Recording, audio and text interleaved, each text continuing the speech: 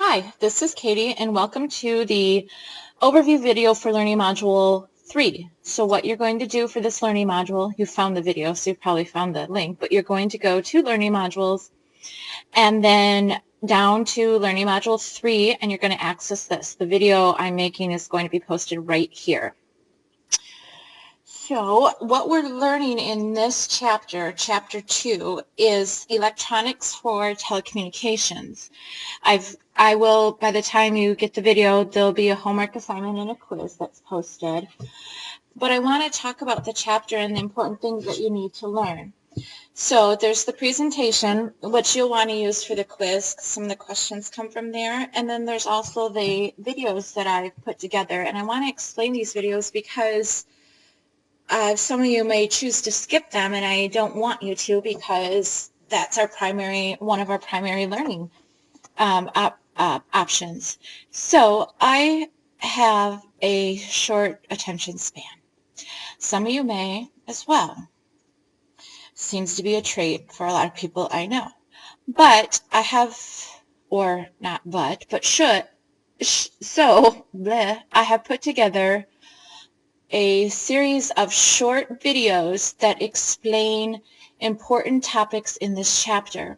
Now, the first video that I want to start off with is not mentioned in the book, and that's primarily because it's kind of a new concept. It's something called STEM, which stands for Science, Technology, Engineering, and Mathematics. And this is a motivational video. So it's put together by an organization called, I think, stemcoalition.org. And STEM really is, if you've heard of it before, it really has been over the past decade or so, hitting an initiative that's hitting all of the kids, really, education, K-12 education. They're really focusing on STEM education. Now, not only is it K-12, it is community colleges and universities as well. And as I thought that this video was important. It's really short and it's really captivating, I think.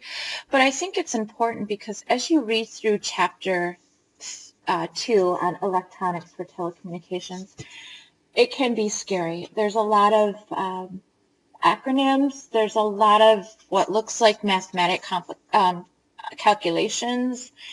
It can be scary if this is something that's new to you. What is multiplexing and modulation and different frequencies, and how is this measured?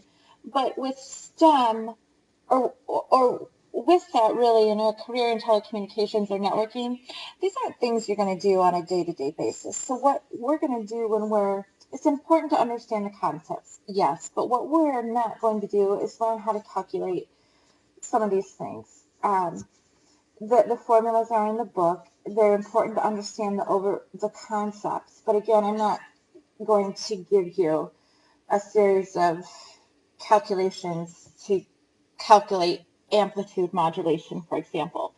So I don't want this chapter to scare you away from the field of technology. So I posted this little motivational video to, let you know that you are in the right field. This is such a growing economic area, not only in Grand Rapids, but the United States. It is something that our kids are learning as well. For example, I signed my son up today for junior robotics. He's 10, and they build Lego models and then program them on the computers. These are things that we may not have had in school, depending on your age.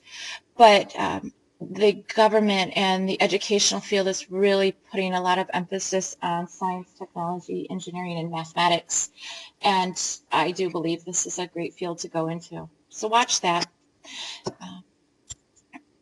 The second video is explaining bandwidth and file size. So as you read through the chapter, one of the beginning things is the concept of bandwidth, baseband, and broadband. And these are terms that you've probably heard of and probably have discussed.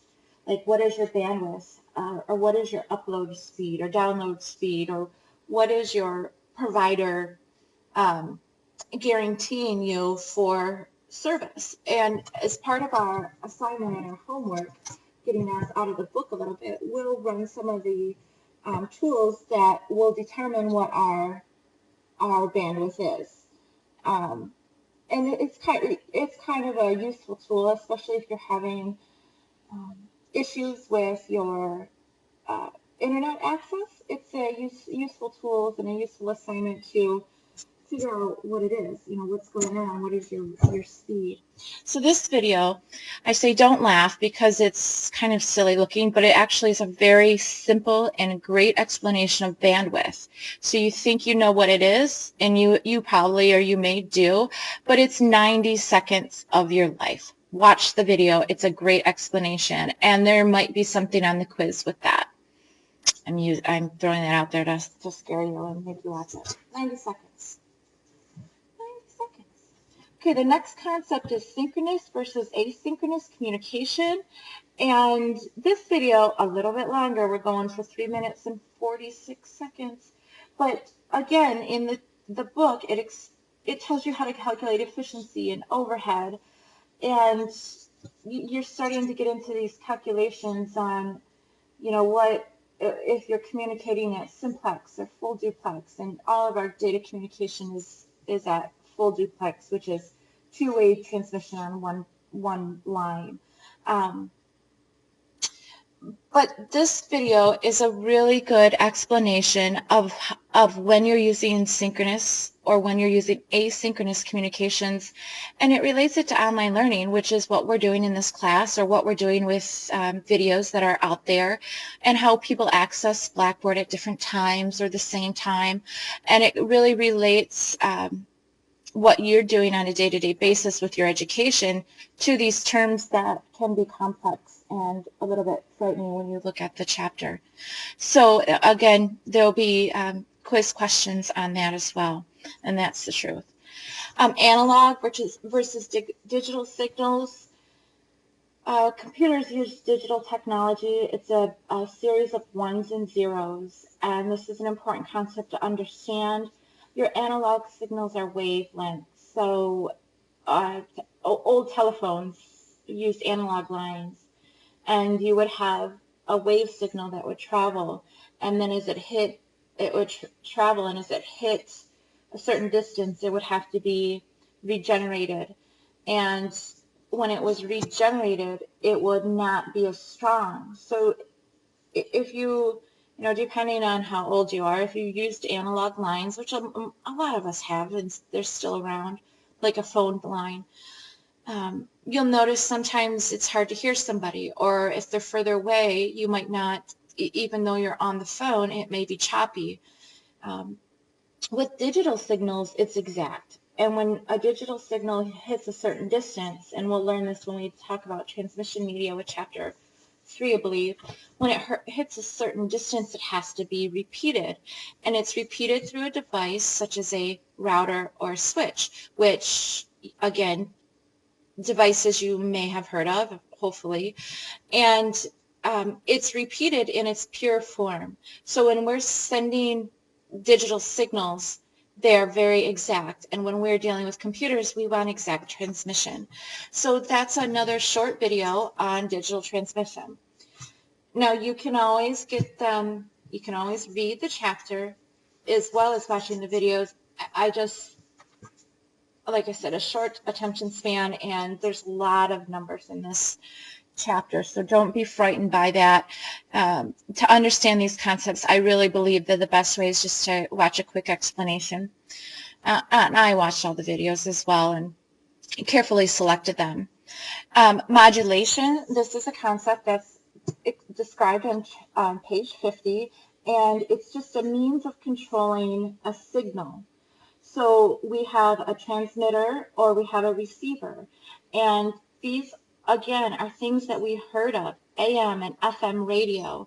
And what modulation does is it explains how signals are sent, how frequencies are, why some frequencies are stronger than others. And this guy who made this video, it's a really good explanation. He just uses a whiteboard, so it helps explain it without the complex calculations again there in the chapter. The last concept is multiplexing, and my son tonight, this caught my attention right away because I have two boys. One is 4 and one is 10, like I mentioned earlier.